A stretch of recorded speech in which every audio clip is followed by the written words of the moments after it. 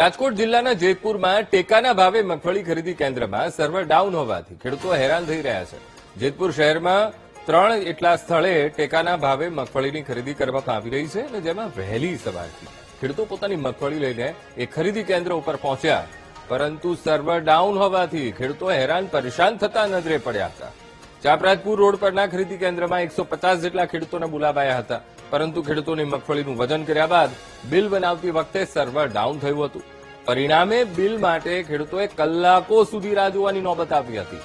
તો દેવકી ગાલોડ ખરીદ કેન્દ્ર ઉપર પણ ખેડૂતો માટે કોઈ જ વ્યવસ્થા ન હોવાના આક્ષેપો ઉઠ્યા છે. બિલ માટે કલાકો સુધી રાહ જોવી પડતી હોય ત્યારે ખેડૂતો માટે ભોજન કે ચા પાણીની પણ વ્યવસ્થા હોતી નથી. હાલ તો બિલ બનાવવાની કામગીરી વેગવંતી કરવામાં આવે તેવી ત્યાંના ખેડૂતો માંગ કરી રહ્યા છે.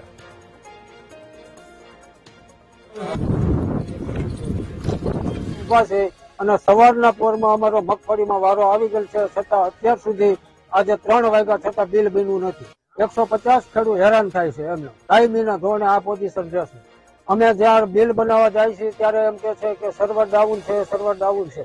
તો આની તાત્કાલિક વ્યવસ્થા કરવી પડે.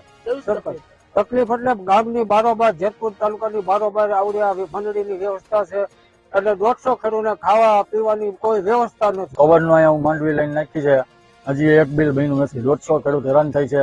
તો સરકારને તાત્કાલિક એનો નિર્ણય કંઈક કરવો પડે.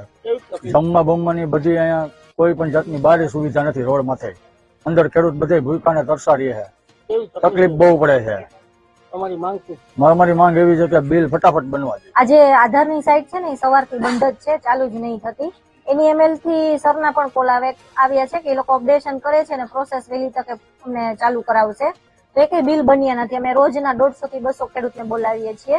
મારે 3 મંડળી છે, મેવાસા મંડળી છે, ચારણીયા મંડળી છે અને દેવકી મંડળી છે. એટલે રોજના 150 લોકોને બોલાવીએ છીએ અને એમ છતાં એ લોકો વધારે આવે છે તો 200-250 બિલ પણ અમે બનાવી આપીએ છીએ.